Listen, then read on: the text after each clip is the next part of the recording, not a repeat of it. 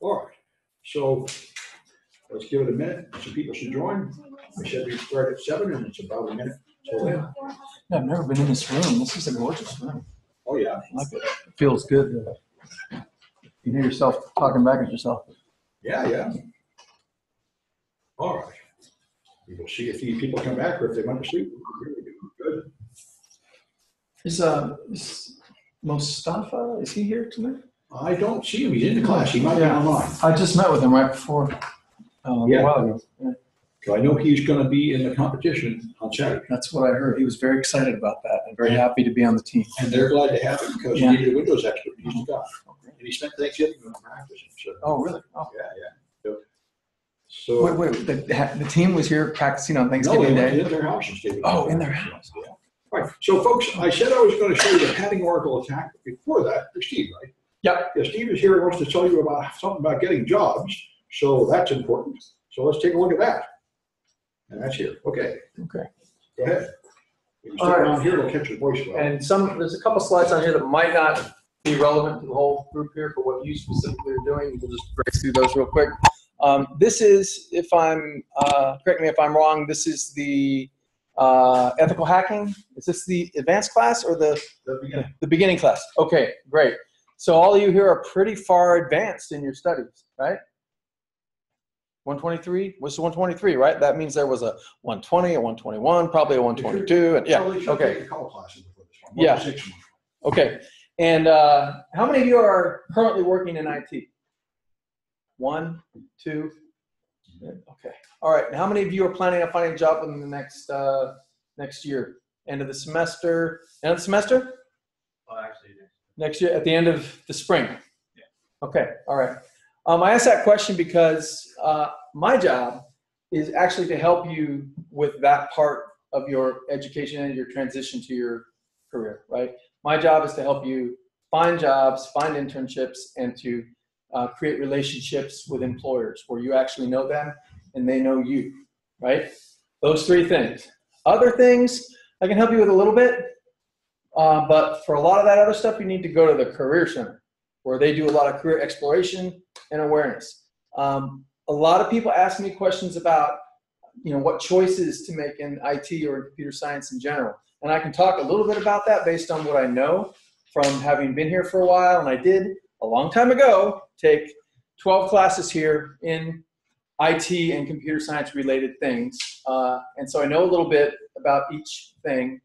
And I've been studying up on the trends. I can have an intelligent conversation with you about the options and choices to discuss them and do the pros and cons and see what you might really be interested in. I talked to a girl this morning. She thought she wanted to do one path in IT. And after I asked her a few questions, she was like, oh my God, I don't really want to do this. I want to do this, right? Very important to talk to people about your career, right? Informational interviews, talking to Sam. I bet your office hours are always packed, right? A lot of other folks' office hours are not packed, right? There's all this knowledge, information sitting there waiting to be, just pulled out of your instructors' minds, out of your advisors' minds. You will, if you ask intelligent questions, you will learn a lot about what's out there and also about what you really want to do and what you don't want to do. So I can help you have those conversations, connect you with people to talk to about your career choices. Okay, you can hit the next one. All right. All right. How many of you love IT? 1, 2, 3. Did you raise your hand? Okay. All right. So half of you love it. Half of you are here. What? Good job? Good career? Just started it. Just started? Exploration. Okay. All right.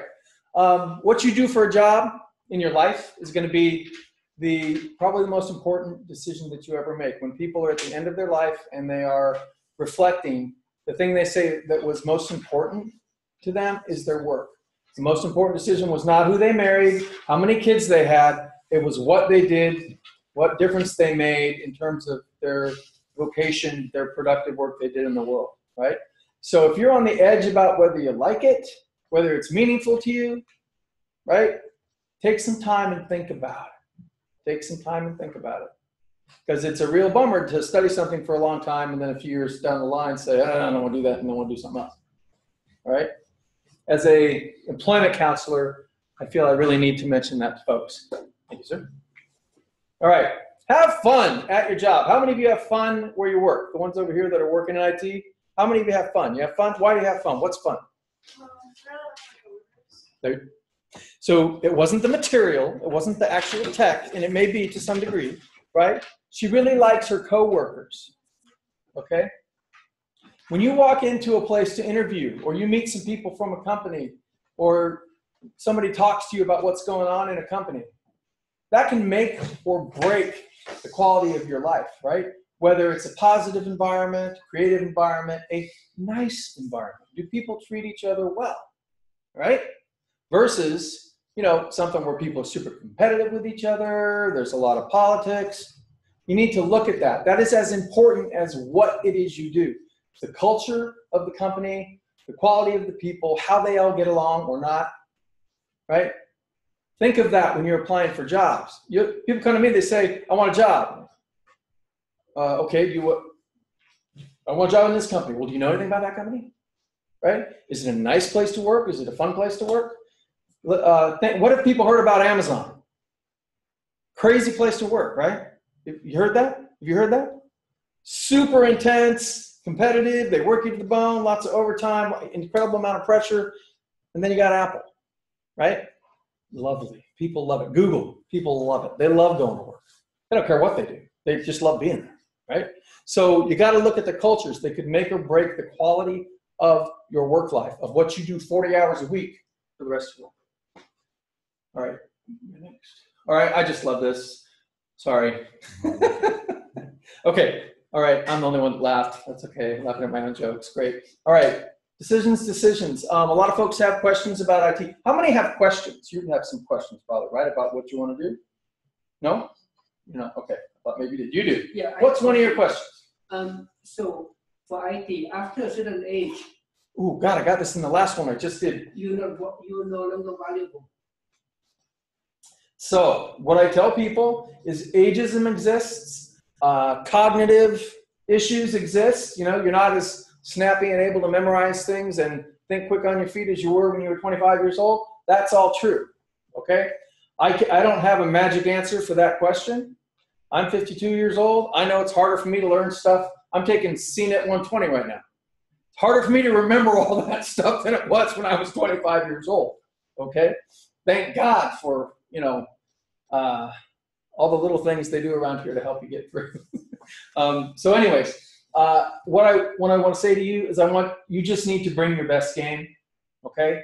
You need to not get discouraged enough to where you start to fall off on the way you present, right?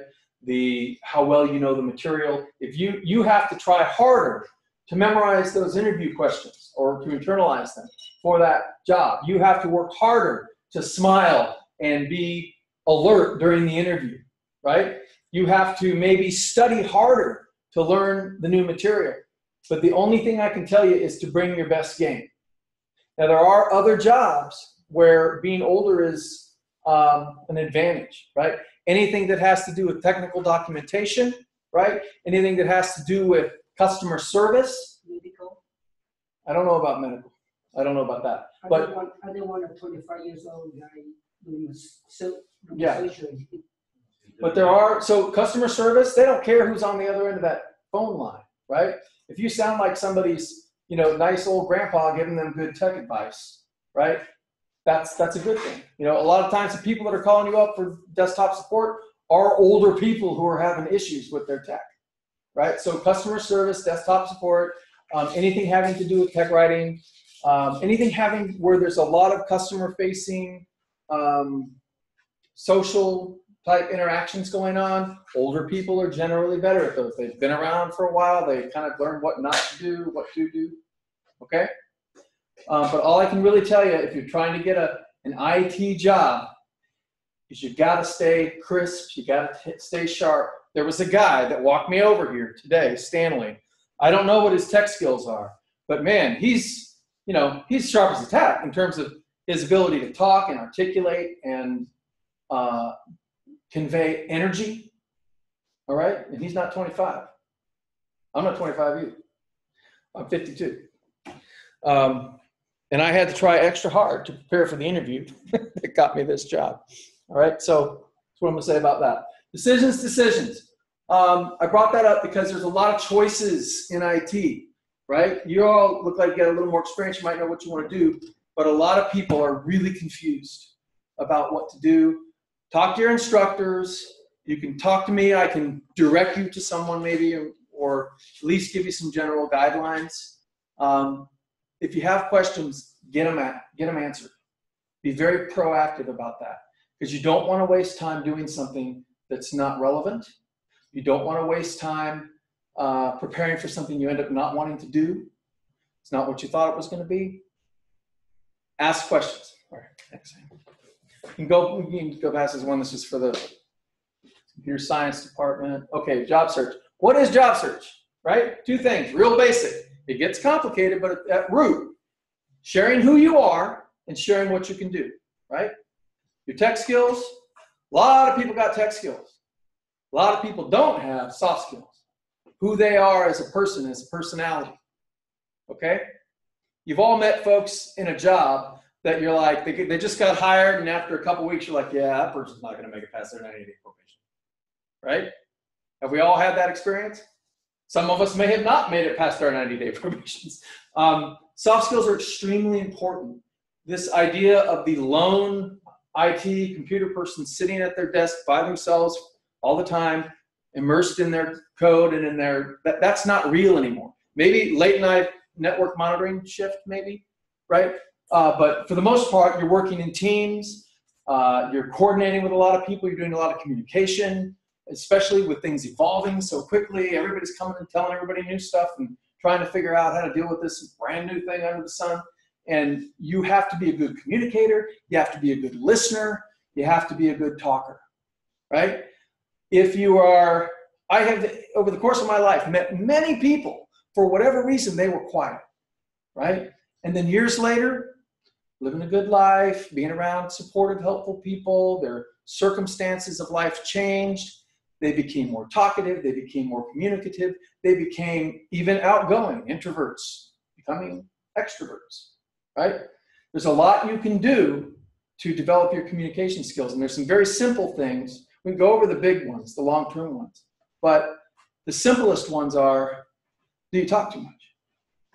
You talk too much when you get nervous, right? That's a killer in an interview. We can talk about how to cue yourself to not do that. Do you talk too little? Do you never say anything? My wife, she's a manager at a pharmaceutical company. They're going to fire a person because they never speak. They're about to fire that. She didn't want to do it. She's nice. She likes her, but the woman can't speak up. And it's a communications heavy job. They're going to let her go, right? So meekness, shyness, you can work yourself out of that. The best way to do it is to just get out there and practice. Open your mouth, talk to people. Good thing to do is talk to people that you don't have anything on the line with, right? And just practice talking about what you're doing, your job, your skills, and just get in the habit of doing it. And go to opportunities where you can do it. I was very shy. I came up in an environment where if you talk, you got in trouble. And when I got out of college with my degree, I was like, oh my God, I go to all these interviews, right? I went to Toastmasters. Anybody know what Toastmasters is?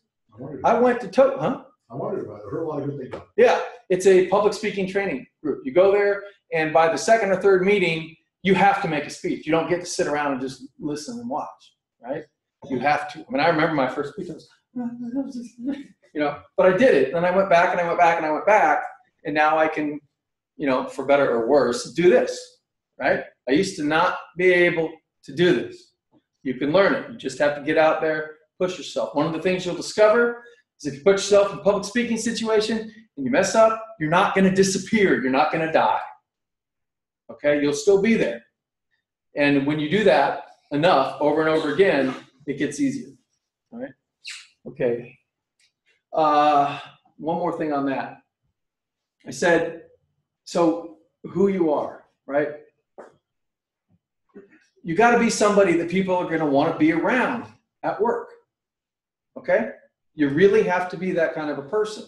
And most people are that kind of a person. They just let a little nervousness maybe get in the way or a little shyness, but you really have to, in order to keep that job past 90 days probation or 120 days, you really have to be someone that they're going to want to hang out with. So talk to people. Let's say you get hired.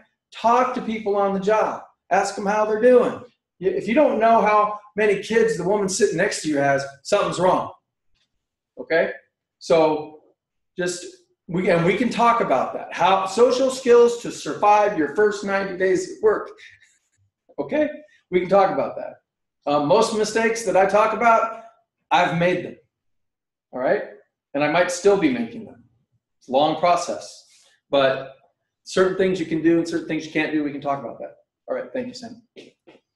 Okay, resumes. I'm not going to spend too much time on this. Which resume looks better? Right or left?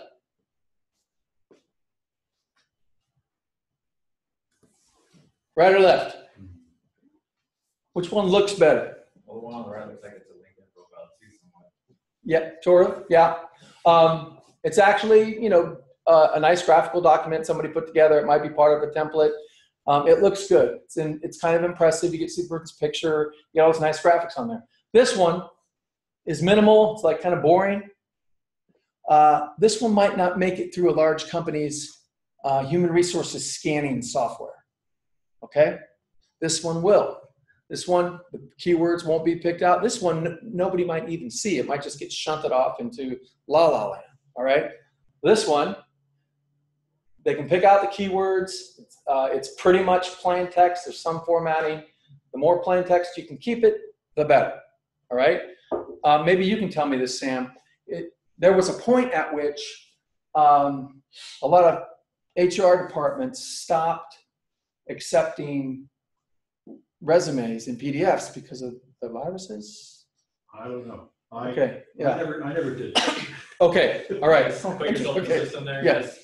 So anyways, No, I got all my jobs through word of mouth. how many of you have ever applied to, yeah, that's a great way to do it. That's how you typically do it from academia. Your advisor finds you a job, somebody else finds you a job. I applied as a temp once out of the blue, and they didn't have any resumes. They gave you tests. Yeah, and so there's a really neat thing about LinkedIn.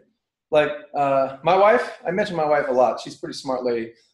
She has never had to look for a job in the last 15 years, right? It's all word of mouth. And then recently, the last 8 or 9 years, she likes to work for 2 years and then take a year off, right? And work for somebody else. And she just changes her LinkedIn headline to currently seeking an opportunity in. She's been doing LinkedIn since day one. And then within a few days, she's got all of these interviews. And then within another few days, she's got all of these job offers, right? LinkedIn, if you do it right, it can just feed you opportunities if you've done your networking right. Danger with that is you only get what people send you, not where necessarily you want to go. So that's just another little caveat on that. All right, thank you. All right, this newest resume. You are competing with some people, not a lot now, but this is growing. Some people who have a video resume. We're not going to do that right now, but this is a resume made by LaborX. It's an organization that helps underrepresented folks find jobs. More and more often, people have videos on their LinkedIn page. They have videos connected to their resume. They have videos on video profile websites. This young lady makes a very convincing argument. If there was her and somebody just like her who didn't have the video, she gets hired.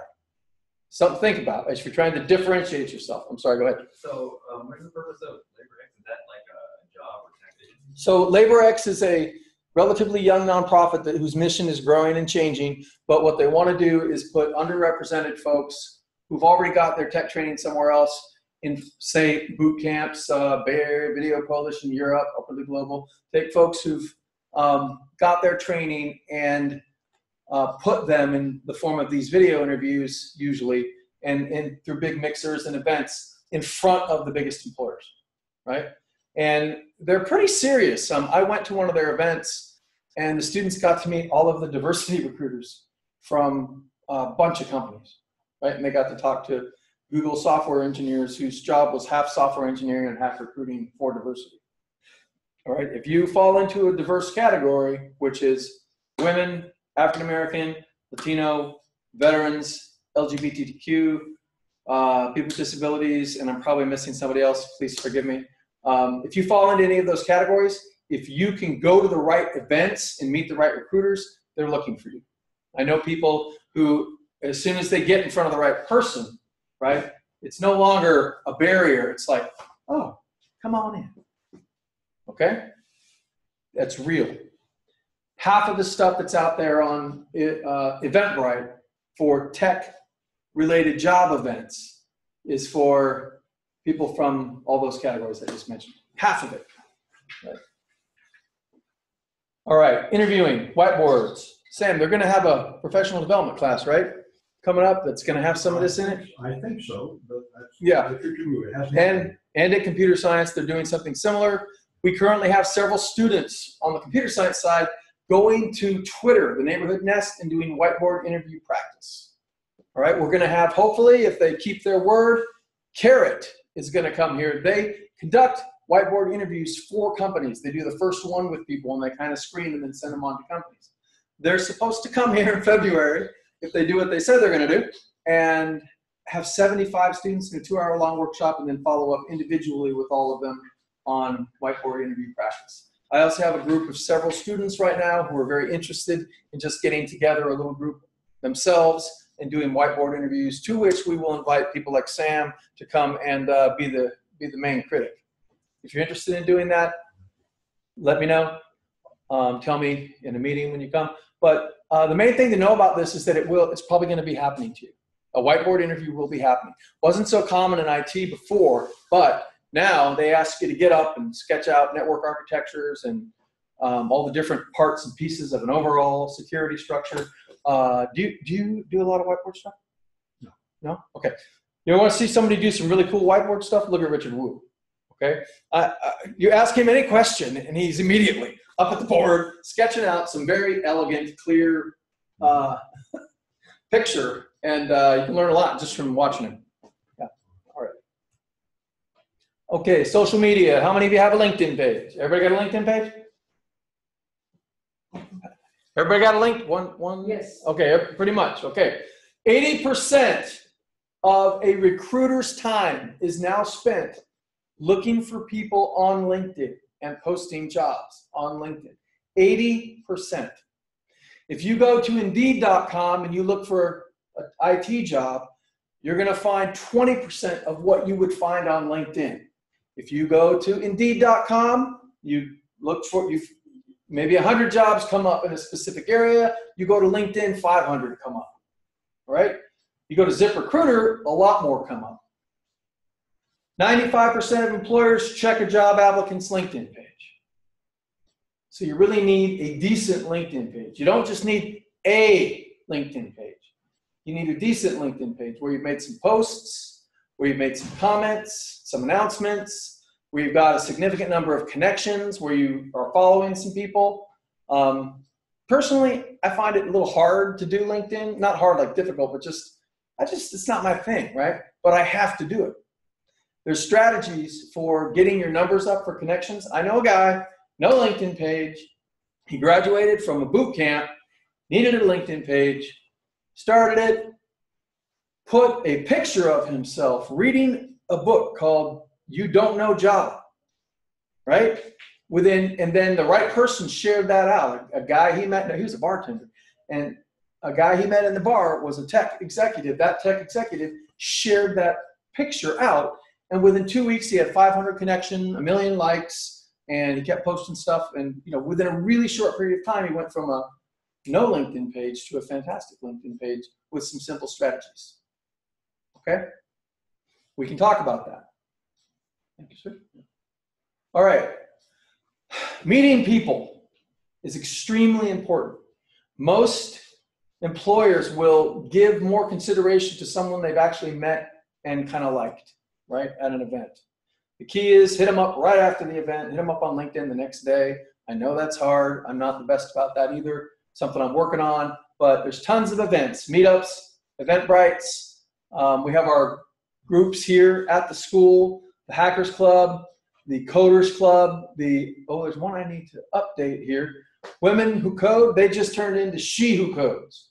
Right now they have a speaker, a data scientist happening right now, who is telling them how to survive in the male-dominated tech world. Okay? So Meetup and Eventbrite, there's dozens of events. How many of you have a very specific IT interest? Very specific, something you're... I've been doing performance. Say it again? I have been doing performance. What does that mean?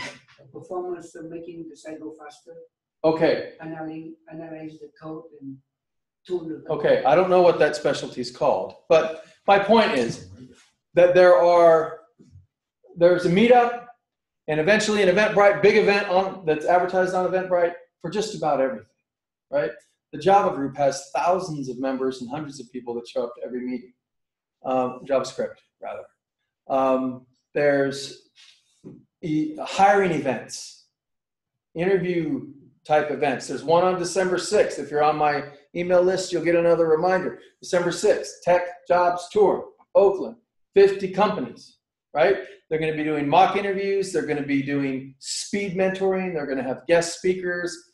It's at Impact Hub, which is a really cool sort of arts nonprofit place on Broadway in Oakland near the 19th Street BART station. You'll get an email from me. But register for it, go, it's free. Get your resume together, get your pitch together. If you see me before that, we can work on your pitch, right? Your 30-second elevated pitch. You tell me if I'm going too long, because I can. I probably better wrap up. Okay, all right. Better copy your email address so that people online can. Yeah, it's going to come up. Okay, We'll have it. good. And I got my cards too, and they're signing up. Yeah. Keep going. Internships. There are some internships available for community college folks. Berkeley has a big one starting up just now. San Francisco City and County. I've had people hired out of here for $27 an hour internships, not here, but in other programs. That, you know, we just wrote a good cover letter, decent resume, and they got them. City and County, San Francisco. All right. Here's some examples of internships that are reaching for people of color, LGBTQ, women.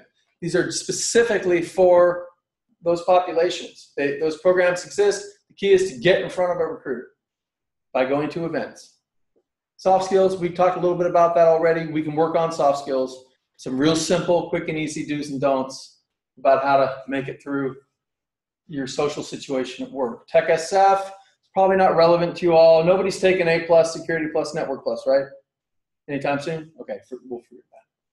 Okay, co-op work experience. How many of you said you're working in IT?